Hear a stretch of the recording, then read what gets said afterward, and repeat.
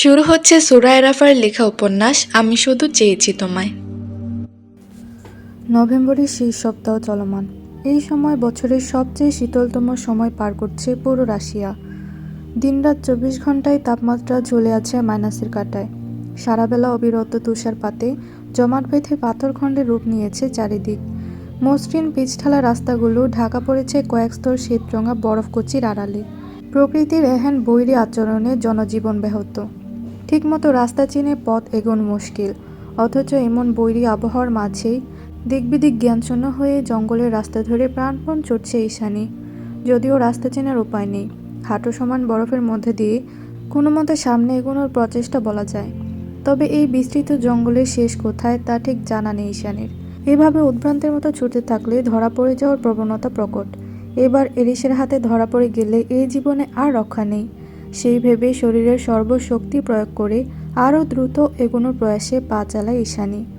বোকাশোকা মেয়েটা প্রচণ্ড ঠান্ডার মাঝে ছুটছে ঠিকই, কিন্তু আদৌ সামনে এগোচ্ছে নাকি একই জায়গাতে বারবার ঘুরপাক খাচ্ছে তা ঠিক বোধগম্য নয় ওর। বরাবরের মতোই ওর মাত্রাতিরিক্ত আত্মবিশ্বাস আজ ওকে এখানে এনে দাঁড় করিয়েছে। ভীত সন্ত্রস্ত মেয়েটা পালাতে চায়। এই প্যান্ট হাউস, এই খারাপ মানুষগুলো, এই মাফিয়াদের কালো দুনিয়া, সব কিছু থেকে অনেক দূরে চলে যেতে চায়। কিন্তু সেটা কি আদৌ ওর ভাগ্যে আছে? মাফিয়া বস এরিস কি এত সহজেই পালাতে দেবে নিজের শিকারকে? তবে প্যান্ট হাউস থেকে পালিয়ে আসার জন্য ঈশানী নিজেও আজ কিছুটা বিশ্বাসঘাতকতা করেছে। সুযোগ নিয়েছে ফ্লোরা মেয়েটার আন্তরিকতার। কে জানে ঈশানীকে খুঁজে না পেলে এরিস ঠিক কী শাস্তি দেবে ফ্লোরাকে। ফ্লোরা নিজেও নিশ্চয়ই এই মুহূর্তে উন্মাদের মতো চারিদিকে খুঁজে বেড়াচ্ছে ওকে। এই তো কিছুক্ষণ আগের ঘটনা। ফ্লোরা এসেছিল ঈশুর নিকট ক্ষমা চাইতে। শুভ্রাকে হারিয়ে গত 3 দিন ধরে ফ্লোরার মুখোমুখি হয় না ঈশানী। মেয়েটাকে দেখতেই কেমন মাফিয়াদের দোসর মনে হয় ওর চোখে। তখন অভিমান হয়, কান্না পায়। কিন্তু ঈশানী তো অন্তর্মুখী, সবার সামনে দুঃখ প্রকাশ কিংবা কেঁদে ভাসানোর স্বভাব ওর নেই। অগত্যা গত কয়েকদিন ধরে ঘরের চৌকাঠ মারায় না ঈশু। আর না তো ফ্লোরা নিজে থেকে কখনো সাহস করে কথা বলতে আসে ওর সঙ্গে। কথা বলার ইচ্ছে হলেও প্রগাঢ় অপরাধবোধ ভেতর থেকে দমিয়ে দেয় ওকে। গত 3টা দিন ভীষণ মন খারাপের সাথে এভাবেই কাটে ওদের। এর মধ্যে এরিসও নেই প্যান্ট হাউসে। কোনো এক বিশেষ কাজে রাশিয়ার বাইরে গিয়েছে সে। ঈশুর সঙ্গে এমন মনোমালিন্য ফ্লোরার আর সহ্য হচ্ছিল না মোটেই। অগত্যা ভেতরের সংকোচটুকু দমিয়ে আজ 3 দিনের মাথায় সকাল সকাল কড়া নেড়েছিল ঈশুর ঘরে। দরজায় টোকা পড়লে ঈশানী দরজা খুলে দেয় নির্দ্বিধায়।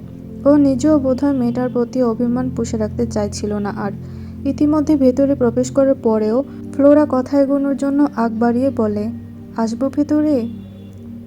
ঈশানী বাকশূন্য, নিষ্প্রভ ওর নীল চোখের মণি। অন্তর্মুখী স্বভাবটা যেন চট করেই হানা দিয়েছে ভেতরে, যার দরুন জিহ্বা নাড়ানো দুষ্কর। ঈশানী চুপ হয়ে আছে দেখে ফ্লোরা একাই ইতস্তত গলায় বলতে আরম্ভ করল, আসলে এসো তুমি যা ভাবছো তা নয়। মাফিয়াদের সঙ্গে জীবন কাটালেও আমি মোটেও ওদের মতো নিষ্ঠুর নই। আর না তো ওরা আমাকে নিজেদের পাপ কাজের সঙ্গে জড়িত রাখে কখনো। আমি আসলে বুঝতে পারিনি পায়রাটা যে তোমার। তাহলে কখনোই আমি... ফ্লোরাকে কথার মাঝে থামিয়ে দিল ঈশানী। শুষ্ক অধরে কিঞ্চিত হাসির রেখা টেনে বলল, আমি বুঝতে পেরেছি ফ্লোরা, তুমি কখনোই এটা ইচ্ছে করে করনি। আর না তো সেদিন তোমার সঙ্গে ওভাবে কথা বলা উচিত হয়েছে আমার। আমি নিজেও ভীষণ লজ্জিত। অন্তর্মুখী মেয়েটাকে অবাক করে দিয়ে তৎক্ষণাৎ ওকে জড়িয়ে ধরে ফ্লোরা। ওর কাণ্ডে বিস্ময়ে থ হয়ে যায় ঈশানী। এর আগে কোনোদিনও কেউ এভাবে জড়িয়ে ধরেনি ওকে। ঈশানী বেশ সংকুচিত, সেই সঙ্গে পুলকিতও বটে। ফ্লোরা আলতো হাতে ঈশানীকে জড়িয়ে ধরে উচ্ছ্বাসিত কণ্ঠে বলে ওঠে, সত্যি বলছো? তুমি আর রাগ করে নেই? ধীরগতিতে নিজের এক হাত আলতো করে ফ্লোরার পিঠে ছোঁয়ালো ঈশানী। অতঃপর ওকে আশ্বস্ত করে বলল, একদম রাগ করিনি, বিশ্বাস করো। তুমি প্লিজ আর এভাবে অনুশোচনা করো না, আমার খারাপ লাগে। মেয়েটা সত্যিই সরল আর পবিত্র। নির্দ্বিধায় যে কাউকে ক্ষমা করে দেওয়ার মতো এক বিশাল সমুদ্রের ন্যায় উদ্দাম হৃদয় আছে তার। সেই ভেবে নিদারুণ খুশিতে ফ্লোরা হুট করেই বলে ওঠে, আজ প্যান্ট হাউসে কেউ নেই, স্নোফল দেখতে যাবে? এটা আমাকে ক্ষমা করে দেওয়ার রিওয়ার্ড বলতে পারো। ফ্লোরার কথায় মলিন হাসল ঈশানী। অবিশ্বাসের স্বরে বলল, আমাকে ওরা প্যান্ট হাউসের বাইরে যেতে দেবে ভেবেছ? তাছাড়া ইরিশ... ঈশানীর কথার ফাঁকে হাত ঢুকিয়ে ফ্লোরা বলে, ইরিশ তো নেই। তাছাড়া আমি তুষারকে ফ্ল্যাক্স পাঠিয়ে অনুমতি চেয়ে নেব। আর দূরে তো কোথাও যাব না, প্যান্ট হাউস এরিয়ার মধ্যেই থাকবো। প্রথমে দ্বিধাবোধ করলেও এরিসের প্যান্ট হাউসে না থাকার খবরটাতে চমকালো ঈশানী। কোনো এক অজানা কারণে আচানক খুশিতে ঝিলিক দিয়ে উঠল ওর দু চোখ। বুকের ভেতরে জড়ো হলো মুক্তি পাওয়ার এক প্রবল আকাঙ্ক্ষা। নাজুক মেয়েটা ভেতরে ভেতরে কিয়ৎক্ষণ ভাবল কিছু একটা, অতঃপর চট করেই সন্ধিয়ান গলায় ফ্লোরাকে বলল, সত্যি বলছো বাইরে নিয়ে যেতে পারবে? মিথ্যে আশা দিও না কিন্তু। ফ্লোরা অক্ষিপলক ছেড়ে ইস্যুকে আশ্বস্ত করে বলল, পারবো রে বাবা, পারবো। সেই যে ফ্লোরার সঙ্গে প্যান্ট হাউসের বাইরে পা রাখার সুযোগ পেয়েছে, সেটাকেই কাজে লাগিয়ে এই মুহূর্তে পালানোর প্রাণপণ চেষ্টা করছে ঈশানী। তুষারের অনুমতি ছিল বলে গার্ডসরা তখন কিছুই বলেনি ওদের, কিন্তু এতক্ষণে হয়তো ঈশানীর পালিয়ে যাওয়ার খবর পেয়ে ব্যতিগ্রস্ত হয়ে পড়েছে তারাও। অনেকক্ষণ ধরে দৌড়ানোর কারণে ঈশানী দুর্বল, সেই সঙ্গে ভীষণ আতঙ্কিত। যত দ্রুত সম্ভব দিনের আলো থাকতে থাকতে এরই সুভানের রেস্ট্রিক্টেড এলাকা ত্যাগ করতে হবে ওকে। কিন্তু এই বরফের চাদরে ঢাকা মৃত নির্জীব জঙ্গলের শেষই বা কোথায়? দিশেহারা মস্তিষ্ক আর গন্তব্যহীন পথ ধরে ক্লান্ত পায়ে সামনে এগিয়ে যাচ্ছিল ঈশানী। ওর পরনের ওভারকোটটা এক স্তর বরফ জমে পুরো হয়ে গিয়েছে প্রায়। এইভাবে বাইরে থাকলে যখন তখন হাইপোথার্মিয়ায় আক্রান্ত হওয়ার সম্ভাবনা প্রকট। তবুও সেসবে তোয়াক্কা না করে উদ্ভ্রান্তের মতোই ছুটছে মেয়েটা। এইভাবে একটা পর্যায়ে এসে অকস্মাৎ নিজের নরম বাহুতে গ্লাভস পরিহিত একটা শক্ত হাতের হ্যাঁচকা টান অনুভব করতেই হন্যে হয়ে ছোটা পা দুটো অকস্মাৎ থমকে গেল ঈশানীর। ধরা পড়ে যাওয়ার প্রবল আতঙ্কে গলা শুকিয়ে কাঠ। পালানোর কায়দা নেই। অগত্যা সেখানেই দাঁড়িয়ে পড়ে শুষ্ক একটা ঢোক গিলে ভয়ার্ত দৃষ্টিতে পেছনে ঘুরে তাকালো ঈশানী। দেখলো একটা কালো আলখাল্লা পরিহিত রাশিয়ান লোক। ঈশানী যতটুকু মনে পড়ে তাতে এই লোক এরিস কিংবা তার প্যান্ট হাউসের কেউ নয়। ঈশানী তাকে প্যান্ট হাউসে দেখেনি ঠিকই, তবুও লোকটার এই অনাকাঙ্ক্ষিত দর্শনে আশ্বস্ত হতে পারল না ও। যদি এই লোকটা এরিসের গুপ্তচর হয় তখন? ভয়ে কুণ্ঠিত হয়ে লোকটার দিকে নিজের হাতটা ছাড়ানোর জন্য অহেতুক জোর জবরদস্তি করতে লাগলো ঈশানী। লোকটা ছাড়ল না ওকে, বরং সরু বাহুটা কবজিবন্দি রেখেই রুশ ভাষায় বোঝাতে লাগলো কিছু একটা। লোকটা স্থির হয়ে কথা বলছে, দেখে মনে হচ্ছে সেই ইস্যুকে ধাতস্থ করতে চাইছে কিছুটা, কিন্তু এতেও অস্থিরতা কমল না ঈশানীর। নিজেকে ছাড়ানোর আপ্রাণ চেষ্টা অবিরত রেখে কান্না মিশ্রিত কণ্ঠে বলে ওঠে, হাত ধরেছেন কেন? কি চাই? ছাড়ুন। লোকটা হাতের বাঁধন দৃঢ় করে স্থবির কণ্ঠে আরও কিছু বলল, যা কোনো কিছুই বোধগম্য হলো না ঈশানীর। অস্থিরতা বেড়ে গেল ওর মাঝে। ভেতরের নাজুক শঙ্কিত সত্তাটা বেরিয়ে আসতে চাইছে যেন। মেকি আত্মবিশ্বাসটুকু মিলিয়ে যাচ্ছে অনর্গল ঝরতে থাকা অশ্রুকণার আড়ালে। ঠিক এমন সময় ঈশানী খেয়াল করলো, একটু দূরেই বরফে ঢাকা ক্রিসমাস গাছের আড়াল থেকে ক্যামেরার সাহায্যে ওর ছবি ধারণ করছে কেউ। গাছের আড়ালে দাঁড়ানো লোকটাকে দেখে কান্নারত অবস্থাতেই থমকে গেল ইস্যু। ভেতরে ভেতরে নতুন করে বিপদে পড়ার আশঙ্কায় নীল হয়ে উঠল ওর মসৃণ ফর্সা মুখমণ্ডল। বুকের ভেতর ক্রমশ বেড়ে ওঠা উচ্চাটন উত্তেজনায় তৎক্ষণাৎ ভ্রুকুঞ্চিত করে ঝাঁঝালো গলায় চেঁচিয়ে উঠল ও, কে আপনি? এভাবে ছবি কেন তুলছেন? ঈশানীর কথায় কোনোরূপ কর্ণপাত করে না লোকটা। উল্টো কুটিল হেসে ফের ক্যামেরাতে হাত চালায় তড়িৎ বেগে, যেন কোনো কিছুর জন্য বড্ড তাড়া তাদের। ক্রমাগতিত একাধিক ফ্ল্যাশের আলোয় হকচকিয়ে উঠে চোখ খিচে বন্ধ করে নেয় ঈশানী। চোখ দুটো বন্ধ রেখে ঠোঁট ভেঙে কেঁদে ওঠে মেয়েটা। কাঁদতে কাঁদতে নতুন উদ্যমে নিজেকে ছাড়ানোর প্রচেষ্টা চালিয়ে আকুল সুরে বলে, যেতে দিন দয়া করে। কেন আটকে রেখেছেন আমায়? আপনাদের তো আমি চিনিও না, তাহলে আমার পেছনে কেন পড়ে আছেন? কি ক্ষতি করেছি বলুন? কথার শেষে ফের ক্রন্দনরত ব্যথাতুর আওয়াজ বেরিয়ে এলো ওর কণ্ঠনালী ভেদ করে। ওর ভেজা নরম চোখ দুটো তখনও বন্ধই ছিল, কোনো কিছু আঁচ করার সুযোগ ছিল না মোটেই।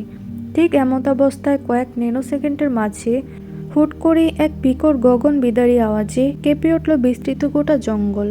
অকস্মাৎ আওয়াজে লাফিয়ে উঠে তড়াক করে চোখ খুলে ফেলল ঈশানী। সঙ্গে সঙ্গে ঝপাত করে ওর মুখের ওপর আছড়ে পড়ে এক হাবলা তাজা রক্ত। মুখের ওপর রক্তের উৎকট গন্ধ, চোখের কার্নিশ বেয়ে টপটপ করে গড়িয়ে পড়ছে সেগুলো। সামনের দৃশ্যপট পুরোপুরি রক্তরঞ্জিত। অগত্যা হাতের সাহায্যে চোখটা পরিষ্কার করে সামনে দৃষ্টিপাত করে ঈশানী। অবিশ্বাস্য নজরে সামনে তাকাতে বিস্ময়ে হতবিল হয়ে পড়ে ওর নেত্রদ্বয়। স্নিগ্ধ বরফে ঢাকা ধবধবে সাদা জমিনে এমন রক্তের বন্যা দেখে শরীর শিউরে উঠতে না উঠতে মুখের উপর দুহাত চেপে ধরে চোখ দুটো বড় বড় করে সামনের লোকটার দিকে চাইল ইস্যু। দেখলো এতক্ষণ যাবৎ ওর বাহু ধরে রাখা রাশিয়ান লোকটার হাতের বাঁধন ঢিলে হয়ে গিয়েছে ইতিমধ্যে। স্থির শূন্য চোখ দুটো খোলা রাখা অবস্থাতেই বিনা বাক্যে ধীরে ধীরে সম্মুখে ঢলে পড়ল মানুষটা। দেখে মনে হচ্ছে কথা বলার শক্তি সে অনেক আগেই হারিয়েছে, সেই সাথে শ্বাস প্রশ্বাসটুকুও।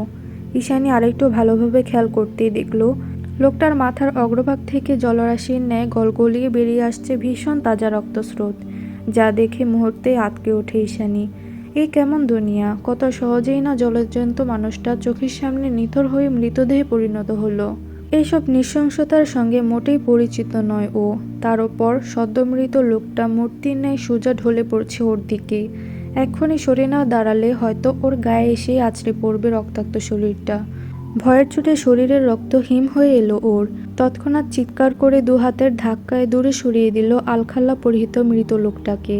লোকটা দৃশ্যপটের আড়াল হতে না হতে ঈশানীর অক্ষিপটে ভেসে উঠল আর এক ভয়াতুর দৃশ্য।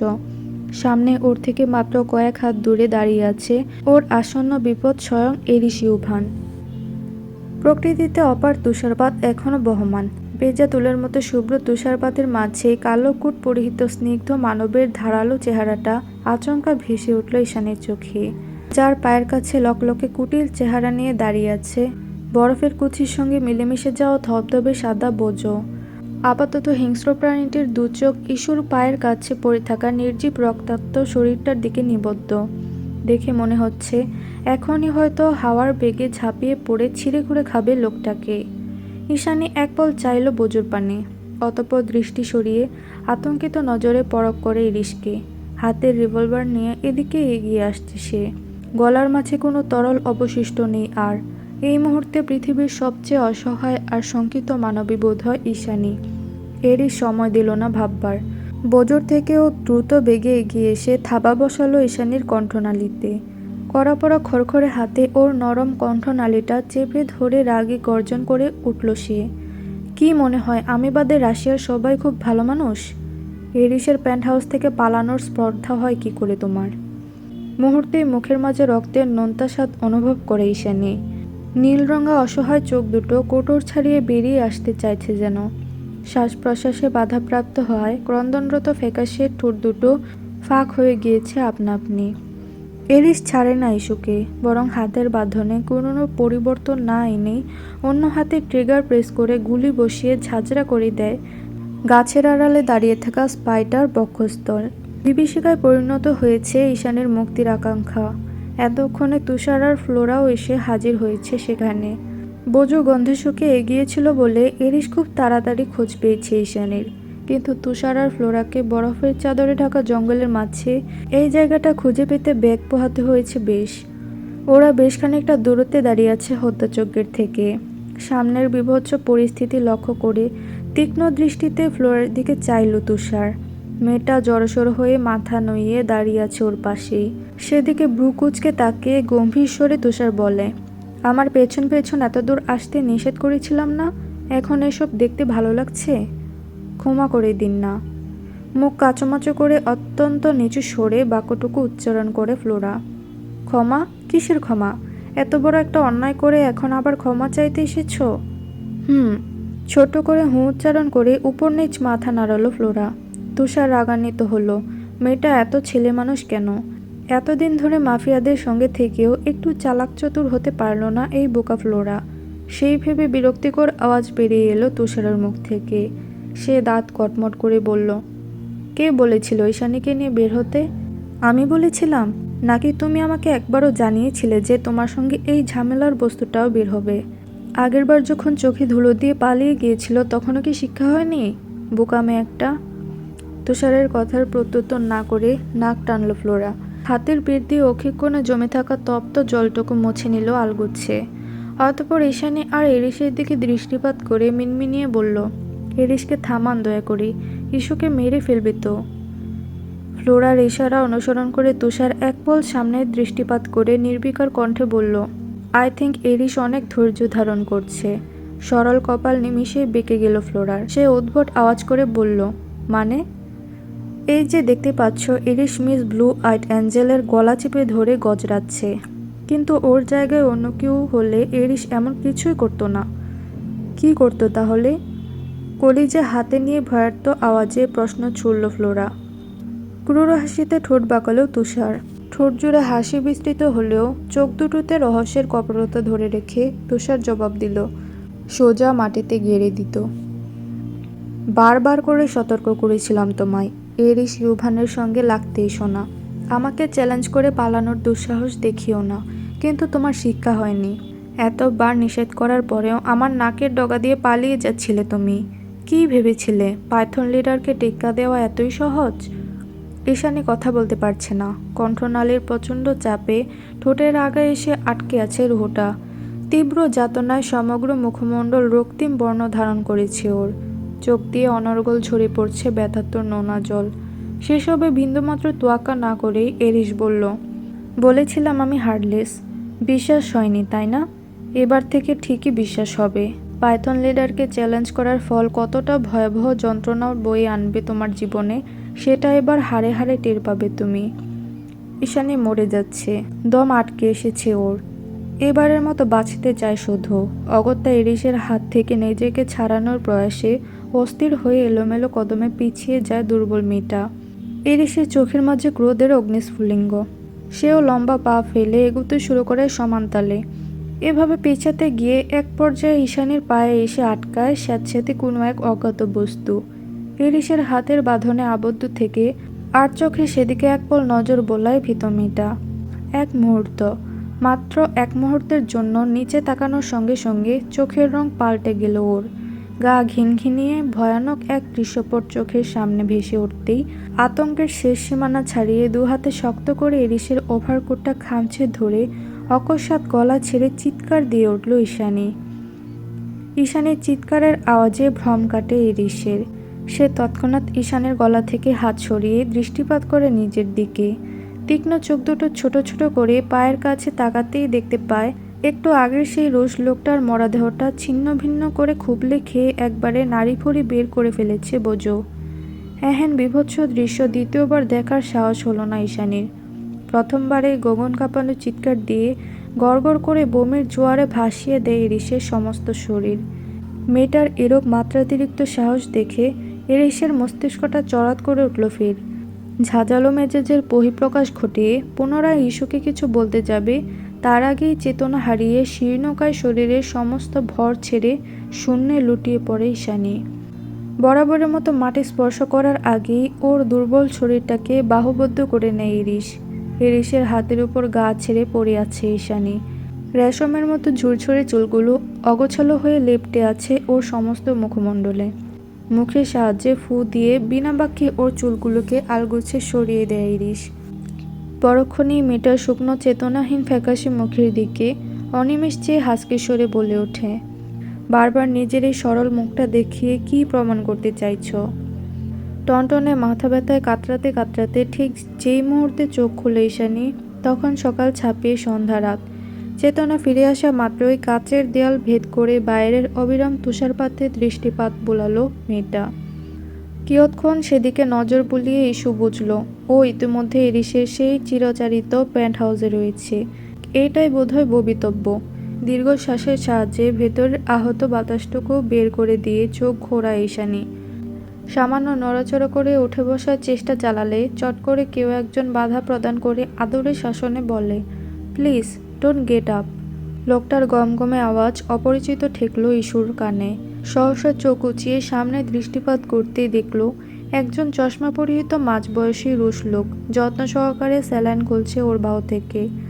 লোকটাকে ডাক্তার মনে হচ্ছে, কিন্তু এই প্যান্ট হাউসে ওর জন্য কেই বা ডাক্তারের ব্যবস্থা করবে? এটা তো অসম্ভব। সন্দেহের বশবর্তী হয়ে ঈশানী নড়িচড়ে বসতে চায় ফের। তখনই কোথা থেকে যেন ফ্লোরা এগিয়ে এসে দুবাহু ধরে শান্ত করে ঈশানীকে।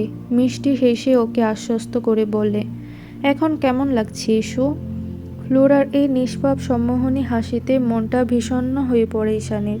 মনে পড়ে যায় মুক্তির লোভে নিজের করা একাধিক কপটতার কথা। তবুও মেয়েটা এত স্বাভাবিক কি করে আছে? কি হলো? তুমি কি এখনো অসুস্থ বোধ করছো ইস্যু? ফ্লোরার মৃদু আওয়াজে ভ্রম কাটে ঈশানীর। চারিদিক অবলোকন করে ও দেখতে পায় সবকিছু স্বাভাবিক শান্ত। এক ফোঁটা রক্তের চিহ্ন নেই কোথাও।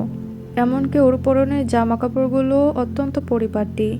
চারিদিকে ভীষণ নজর বুলিয়ে জিহ্বা দিয়ে নিজের শুষ্ক অধর ভিজিয়ে পাশে দাঁড়ানো মাঝবয়সী লোকটাকে ইশারা করে মৃদু স্বরে ঈশানী জিজ্ঞাসা করে, উনি কে ফ্লোরা? ঈশানীর পাশে বসে ওর হাতের মাঝে হাত রেখে ফ্লোরা জানায়, উনি ডক্টর মাদবেই, ইরিশের পার্সোনাল সার্জন। Personal surgeon? প্রশ্নটা করার সময় ভ্রু কুঞ্চন করে ফেলল ঈশানী। হ্যাঁ সূচক মাথা নাড়ায় ফ্লোরা। দীর্ঘশ্বাস ছেড়ে উদাস কণ্ঠে বলে, প্রত্যেক 1-2 মাস পরপরই কোনো না কোনো কারণে সার্জারির প্রয়োজন পড়ে ইরিশের। ওই জন্যই তো বুলেটের আঘাতের অভাব নেই ওর শরীরে। ফ্লোরার কথায় ঈশানী এবার কৌতূহলী কণ্ঠে শোধালো, কিন্তু ইরিশের পার্সোনাল সার্জন এখানে কেন? কেন আবার? তোমাকে ট্রিটমেন্ট করার জন্য? কিন্তু কে ডেকে পাঠিয়েছে ওনাকে? ঈশানীর শেষ প্রশ্নে ফ্লোরা কাঁধ ঝাঁকিয়ে ঠোঁট উল্টে অজ্ঞাত স্বরে বলল, সেটা তো জানি না। ফ্লোরার কথার পাছে আগ বাড়িয়ে আরও কিছু জিজ্ঞাসা করতে চাইল ঈশানী, তবে ওকে আর কোনোরূপ কথা বলার ফুরসত না দিয়েই দরজার কাছ থেকে একজন গার্ড ডেকে উঠল সশব্দে। জানালো, অফিস রুমে যেতে হবে, এরিশ ডাকছে তোমায়। গার্ডের কথায় শঙ্কিত হয়ে শুষ্ক ঢোক গিল ঈশানী। মনে মনে ভাবতে লাগলো, এবার তাহলে কি হবে? নিস্তব্ধতায় ছেয়ে আছে চারিপাশ। অফিস রুমের ডেস্কে বসে এক মনে কপালে আঙ্গুল স্লাইড করছে এরিশ। ওর চোখের দৃষ্টি নিষ্প্রভ, দাঁতের সাহায্যে অধর কামড়ে ধরে রেখেছে অহেতুক। দেখে মনে হচ্ছে বিশেষ কিছু নিয়ে চিন্তায় মশগুল মাফিয়া বসটা।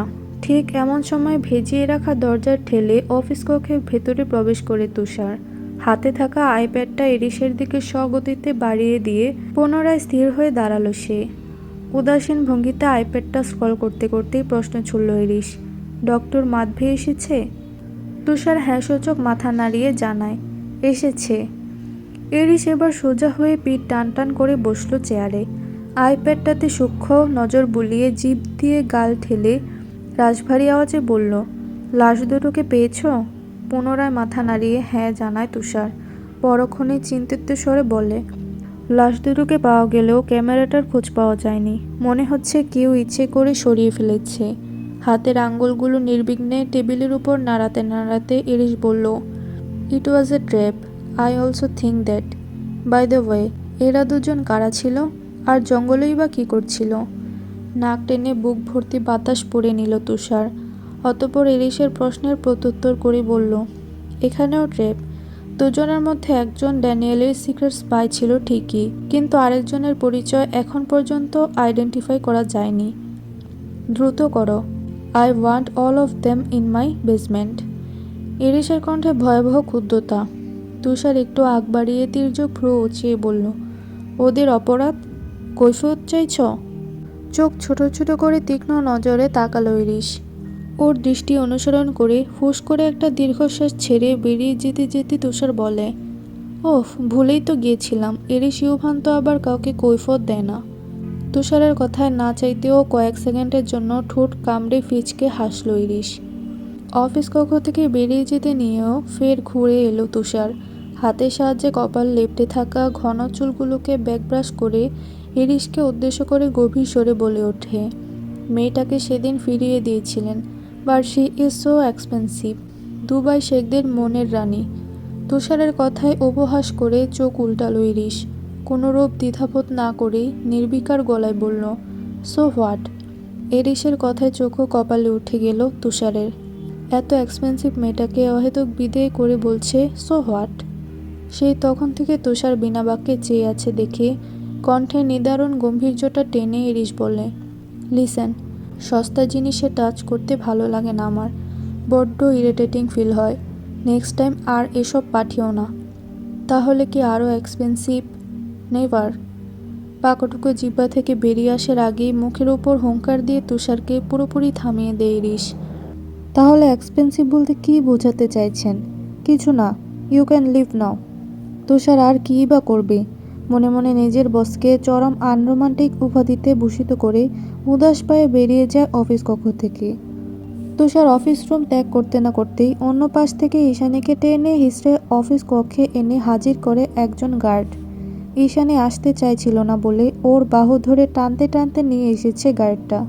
এমনকি এই মুহূর্তে এরিসের সামনে দাঁড়িয়ে থাকা অবস্থায় ও শক্ত হাতে ইস্যুর বাহু চেপে ধরে দাঁড়িয়ে আছে সে, যেন কোনো দণ্ডপ্রাপ্ত আসামিকে ধরে নিয়ে এসেছে কাঠগড়ায়। ব্যথাতুর দৃষ্টিতে এরিসের পানে এক পল চাইল ঈশানী। ওর নিলম্বর অসহায় চোখ দুটো অবলোকন করে মুহূর্তেই ব্যথা করে উঠল এরিসের খড়খড়ে উত্তপ্ত হৃদয়টা। একই সঙ্গে চৌড়া হওয়া ক্রোধে ভলভলিয়ে উঠল মস্তিষ্ক। তৎক্ষণাৎ ঈশানীর চোখ থেকে চোখ সরিয়ে গার্ডটার উদ্দেশ্যে চোয়াল শক্ত করে এরিস বলে ওঠে, টাচ করতে নিষেধ করেছিলাম। আতকে ওঠে সঙ্গে সঙ্গে ঈশানীর বাহু ছেড়ে দেয় গার্ডসটা। মাথা নামিয়ে কুর্নিশ জানিয়ে থমথমে মুখে বলে, আসলে বস, উনি আসতে চাইছিল না, তাই আর কি। Rules is rules. আসতে না চাইলে পায়ে ধরে অনুনয় করে আনবে, তবুও টাচ করা যাবে না। নাও গেট লস্ট। পুনরায় বেশ কয়েকবার ভয়ার্ত নজরে এরিসকে কুর্নিশ জানিয়ে তাড়াহুড়ো পায়ে কক্ষ ত্যাগ করল লোকটা। ওদিকে এরিসের কথায় হতবিহ্বল ঈশানী। একটু আগে এসব কি বলল লোকটা? আদৌ নিজের সেন্স থেকে বলেছে নাকি নেশার ঘরে ভুলভাল বকছে? আচ্ছা, জটর হয়নি তো ওনার? হাজারটা ভাবনায় বিভোর ঈশানী। ঠিক এমন সময় ওর ঘোর কেটে গেল এরিসের কর্কশ আওয়াজে। আই থিঙ্ক তুমি ওই জায়গাটাতে যাওয়ার জন্য উদগ্রীব হয়ে আছো। চেয়েছিলাম পাঠাবো না, এখন মনে হচ্ছে ওটাই তোমার জন্য বেস্ট অপশন। না। অকস্মাৎ শিউরে উঠল ঈশানী। দিশেহারা গলায় শব্দটুকু উচ্চারণ করে হাঁটু ভেঙে ধপ করে মেঝেতে বসিয়ে দুহাত জোর করে ক্ষমা চাইল এরিসের কাছে। এবারে সশব্দে চেয়ার থেকে ঈশানীর নিকট এগিয়ে এলো এরিস। এক হাঁটু ভর করে ওর মুখোমুখি হয়ে বসে। ঈশ্বর জোর করা হাত দুটো চেপে ধরে নিজ হাতে, অতঃপর কিঞ্চিত ঘাড় বাঁকিয়ে সরল মেয়েটার ক্রন্দনরত মুখের পানে চেয়ে দাঁতে দাঁত পিষে হিস হিসিয়ে বলে, কতবার বলেছি আমার সামনে এই ইনোসেন্ট ব্লু আইট দেখিয়ে কোনো লাভ হবে না, বিকজ আম হার্টলেস। জানি। ঈশানীর মুখে ওই জানে শব্দটা কেন যেন মোটেও ভালো লাগলো না এরিসের। ভেতরের পৈশাচিক সত্তাটা হল্লা করে উঠল মুহূর্তেই। তাকে প্রাধান্য দিয়ে শক্ত গলায় এরিস বলল, জেনে থাকলে পালিয়েছ কোন সাহসে? আমার সঙ্গে লাগতে আসতে বারণ করিনি? ঈশানী ঝাঁঝালো কণ্ঠে বলল, আমি তো লাগতে আসিনি, মুক্তি চেয়েছি শুধু। সেটা এই জীবনে পাবে না। এরিস ইউভ্যানের হাত থেকে মুক্তি নেই তোমার। চ্যালেঞ্জ করছেন? এত কিছু পরেও মেয়েটার জিদ কমেনি একরত্তি। অগত্যা ওর হাত দুটো উপরে কাউচের সঙ্গে চেপে ধরে ক্রুদ্ধস্বরে এরিস বলে, করছি, চ্যালেঞ্জ করছি। মুক্তি তো দূরে থাক, এরিস ইউভ্যানের চোখের আড়াল পর্যন্ত হতে পারবে না তুমি কোনো দিন। কথা শেষ করে এক ছটকায় ঈশানীকে দূরে ঠেলে দিয়ে লম্বা পা ফেলে অফিস রুম ত্যাগ করে এরিস। বেসমেন্টের টর্চার সেল থেকে ভেসে আসছে হৃদয় বিদারক বীভৎস চিৎকার। যদিও বেসমেন্টটা পুরোপুরি সাউন্ডপ্রুফ, তবুও বিরক্ত হয়ে কানে এয়ারপোর্ট গুছল এরিস। দু ঠোঁটের ফাঁকে ধারালো সিগারেটের জ্বলন্ত শলাকা। সেভাবেই পকেটে হাত গুজে এক ধ্যানে তাকিয়ে রইল ভেন্টিলেটর থেকে আগত এক ফালি নিয়ন আলো রোশনির দিকে। একটু আগে সেই গার্ডটার আঙ্গুলের নখগুলো তুলে নেওয়া হচ্ছে বেজায় নৃশংসভাবে। তার চিৎকারের আওয়াজেই আপাতত কাঁপছে পুরো বেসমেন্ট। চিৎকারের এক পর্যায়ে লোকটা হাঁপাতে হাঁপাতে অস্পষ্ট আওয়াজে বলল, কি অন্যায় করেছি আমি? ঠোঁটের ফাঁক গলিয়ে ধোঁয়াকুণ্ডলি ছেড়ে নির্বিকার কণ্ঠে বিড়বিড়ালো এরিস। এরিস কাউকে কৈফিয়ত দেয় না। এইটুকুই ছিল আমি শুধু চেয়েছি তোমায় গল্পের পর্ব 17। ভিডিওটি ভালো লাগলে একটি লাইক দিবেন এবং পরবর্তী পর্বগুলো দেখতে চ্যানেলটি সাবস্ক্রাইব করে রাখবেন।